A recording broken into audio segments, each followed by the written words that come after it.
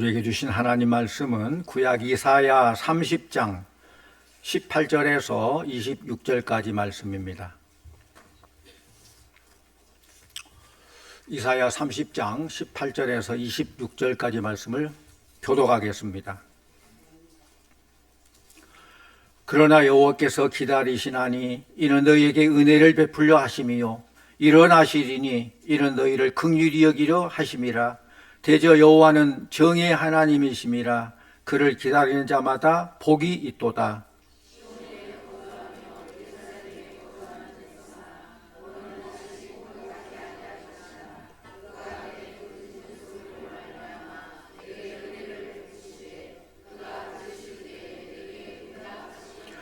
주께서 너희에게 환난의 떡과 고생의 물을 주시나 내 스승은 다시 숨기지 아니하시리니 내 눈이 내 스승을 볼 것이며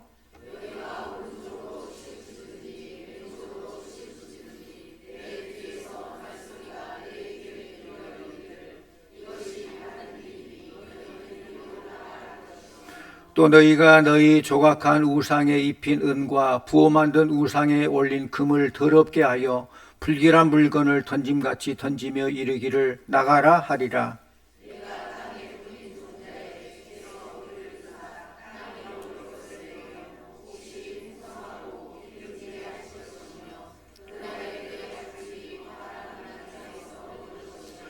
밭 가는 소와 어린 나귀도 키와 새스랑으로 까부르고 맛있게 한 먹이를 먹을 것이며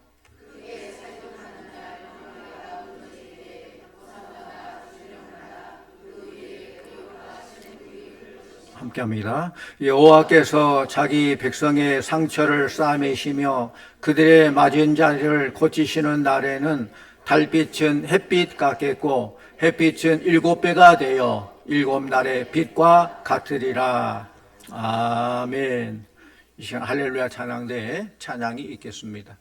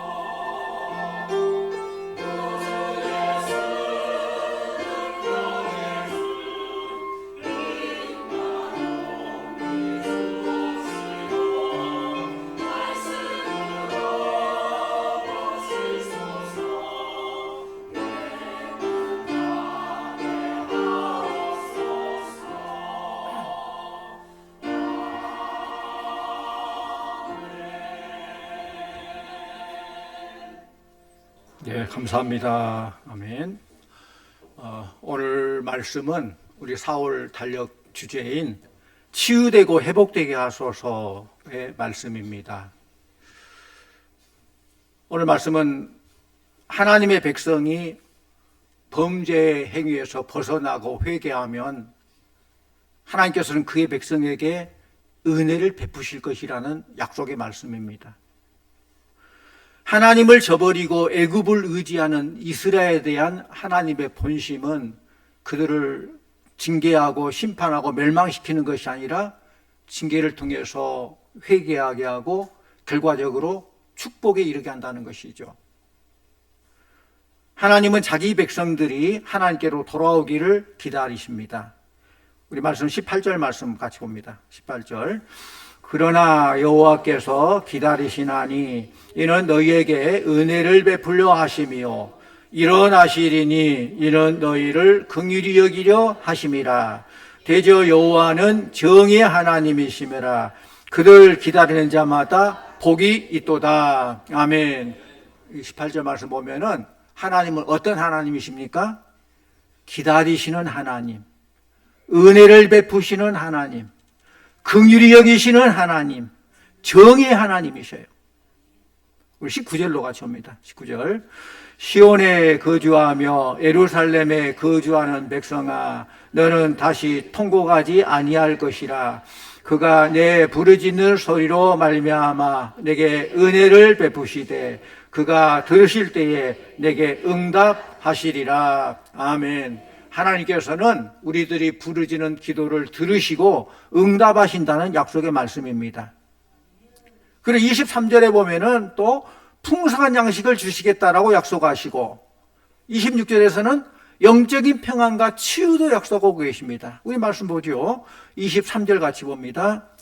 내가 땅에 뿌린 종자에 주께서 비를 주사 땅이 먹을 것을 내며 곡식이 풍성하고 기름지게 하실 것이며 그 날에 내 광활한 목장에서 먹을 것이요. 네, 이렇게 풍성한 양식 주신다는 약속이고 또 26절도 같이 옵니다. 26절.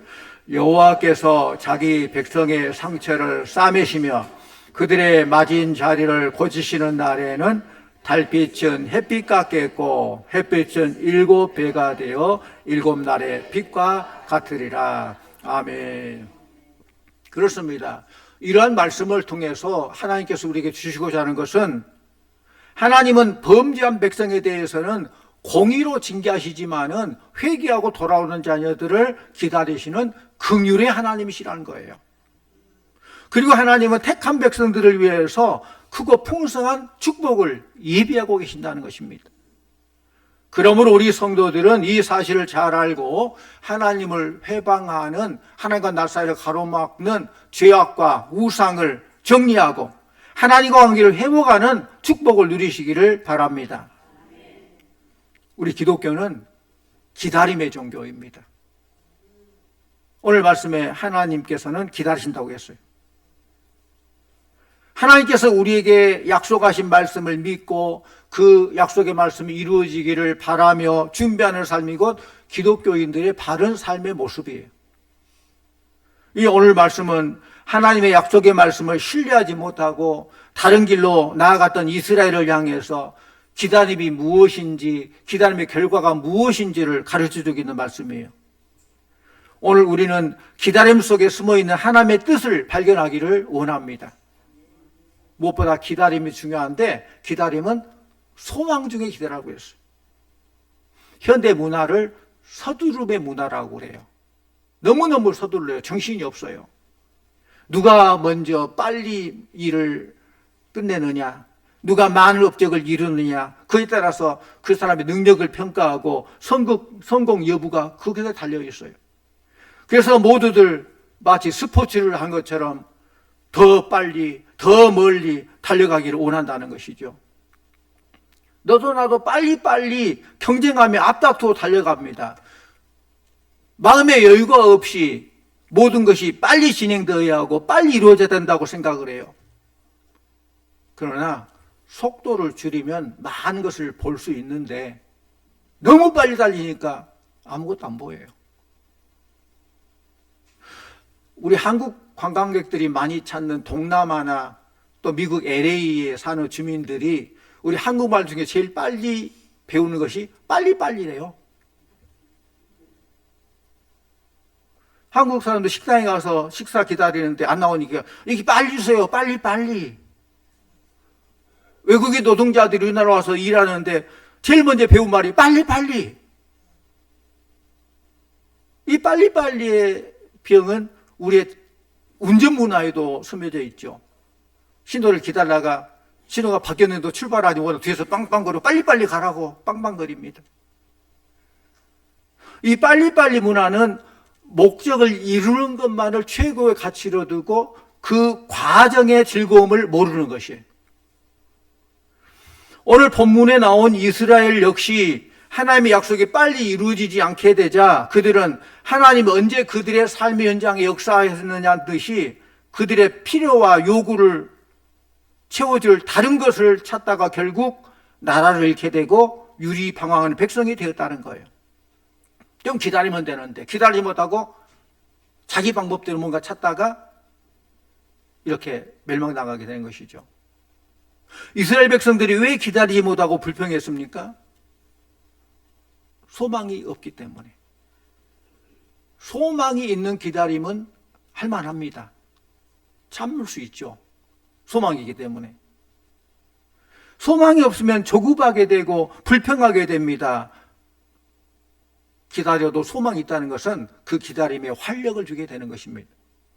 사랑하는 성도님들, 우리에게 소망이 있는 것은 하나님이 우리에게 주신 약속의 말씀이 있기 때문인 줄로 믿습니다.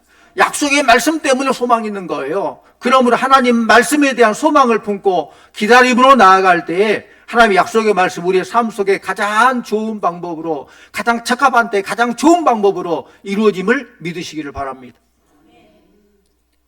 또 기다림은 참을 줄 아는 인내와 고난이 요구됩니다. 그냥 항상 좋게 기다리면 기다릴만 하죠. 그러나 인내가 필요하고 기다림에 고난이 필요해요. 내 힘으로 아무것도 할 수 없어 그만 가만히 기다리고만 있다는 것은 고문이죠. 아무것도 할 수 없어 그냥 기다리면 뭔가 되겠지 하고 기다리는 것, 그건 고문이에요. 아무런 행동도 하지 않고 어떠한 조치도 없이 그저 보이지 않는 약속만 바라고 기다린다는 것은 불안과 두려움만 초래해요. 잠깐의 고통도 인내하기 힘들어하는 것이 바로 우리들의 기다림이죠. 그래서 우리들은 소망 가운데 묵묵히 기다리기보다는 내 힘으로 무언가 해보기 위해서 이것저것 일을 만들어 보려고 합니다. 믿음의 조상 아브라함도 하나님의 약속의 말씀을 끝까지 기다리지 못한 실수를 범했지 않습니까? 우리 말씀 보겠습니다. 창세기 15장 4절 5절 말씀 같이 봅니다. 여호와의 말씀이 그에게 임하여 이르시되 그 사람이 내 상속자가 아니라 내 몸에서 날 자가 내 상속자가 되리라 하시고 그를 이끌고 밖으로 나가 이르시되 하늘을 우러러 무별을 셀 수 있나 보라. 또 그에게 이르시되 내 자손이 이와 같으리라. 아멘. 이제 하나님께서는 아브라함에게 이렇게 약속을 해주셨는데도 불구하고 아브라함은 이 약속을 기다리지 못하고 이스마엘을 낳는 실수를 범하게 되고 그 결과 이스마엘의 자손인 아랍공과 이스라엘 사이에 엄청난 피비린한 전쟁이 계속되고 있는 것 아니겠습니까? 또 말씀 봅니다. 시편 130편 6절. 시편 130편 6절 같이 봅니다. 파수꾼이 아침을 기다림보다 내 영혼이 주를 더 기다리나니 참으로 파수꾼이 아침을 기다림보다 더하더라. 파수꾼 보초가 아침을 기다리는 것처럼 우리는 끝까지 기다려야 되는데 사람들은 아침까지 기다리지 못하고 밤에 일을 벌려요. 자기 방법대로. 그게 문제가 되는 거예요. 밤 시간이 힘들고 고통스러울지라도 밤이 주는 어두운 고통에 불안할지라도 우리는 묵묵히 아침을 기다려야 돼요. 아침이 올 것이라는 확신과 소망을 품고 기다려야 합니다. 이렇게 하나님을 신뢰하고 기다리는 자에게는 하나님께서 아침과 같은 광명의 기쁨을 주실 줄로 믿습니다. 그 믿음, 그 소망을 기다려야 되는 거예요. 또 우리 하나님은 우리보다 앞서서 우리를 기다리고 계십니다. 이스라엘은 끊임없이 범죄하지만은 하나님은 당신이 공의 하나님을 말씀하시면서 앞서서 우리를 기다리시며 인내와 자비를 베푸시는 하나님이셔요. 이스라엘은 불신앙으로 말미암아 책망받아야 마땅하고 그들의 죄값을 받아야 함에도 불구하고 하나님은 쉽게 징벌을 내리지 못하셔요. 왜? 이것이 아버지의 심정이에요. 긍휼의 아버지. 끝까지 참으시는 아버지의 마음이 바로 하나님의 사랑이라는 것이에요. 이스라엘은 그들 앞에 놓여 있는 현실 때문에 비정상적인 불안과 마음의 동요로 시달리고 있었습니다. 그들이 불신앙에 사로잡혀서 하나님이 기다릴 수 없이 잘못된 행위로 옮겨가는 동안에도 하나님 아버지는 그들을 기다리고 있어요. 마치 탕자가 집을 떠나고 허랑방탕할 때 집에서 기다리는 아버지의 모습으로 하나님 기다리신다는 거예요. 그리고 전에 역사하셨던 하나님이 지금도 존재하고 계심을 그들이 깨달아 돌아올 때까지, 전에 이스라엘 광야에서 먹여주시고 입혀주시던 하나님, 출애굽의 하나님, 하나님의 은혜를 체험했음에도 그들이 잊어버리고 떠날 때 그걸 기억하고 돌아오기를 기다린다는 거예요. 사랑하는 성도님들, 그동안 수없이 참으시고 기다리셨던 하나님이 지금도 우리가 하나님께 돌아오기를 기다리고 계시는 줄로 믿습니다. 하나님, 우리의 필요와 만족을 채워주는 도구로서의 하나님만이 아니라 하나님을 하나님으로 인정하고 하나님 그 자체의 영광을 이루는 우리의 모습을 기다리고 있다는 거예요. 내 성공을 위해 수단으로 하나님을 바라고 그런 우리 성도가 아니라 하나님을 하나님으로, 정말 하나님 영광을 위해서 쓰임받는 그런 성도들아 되기를 기다린다는 것입니다. 하나님을 하나님으로 인정하는 신앙은 두려워하거나 무서워하지 않고 묵묵히 기다릴 수 있게 합니다. 비록 우리 하나님이 눈에 보이지 않는 하나님이라 할지라도, 내 손에 잡히는 것이 없다 할지라도 하나님이 계시는 곳을 찾아 이리저리 헤매지 않는다는 거예요. 이렇듯 이미 우리 안에 계시는 하나님을 인정하고 모시는 사람은 소망 속에 기다림의 복을 누리게 되는 것입니다. 좋으신 하나님은 우리의 수고의 대가보다 더 큰 은혜를 우리에게 더해 주실 줄로 믿습니다. 사랑하는 성도님들, 요즘 과학 만능주의라고 하죠. 과학 만능주의. 관찰이 가능하고 증명이 가능한 것만 익숙하고 그걸 과학이라고 생각해요. 어떤 것을 대입했을 때 똑같은 결과가 나오는 거, 그걸 체계화하는 거, 그게 과학이에요. 이 과학 만능주의에 살아갈 우리들이 하나님마저도 과학으로, 이성으로 모든 걸 파악하려고 해요. 이게 잘못된 것이죠.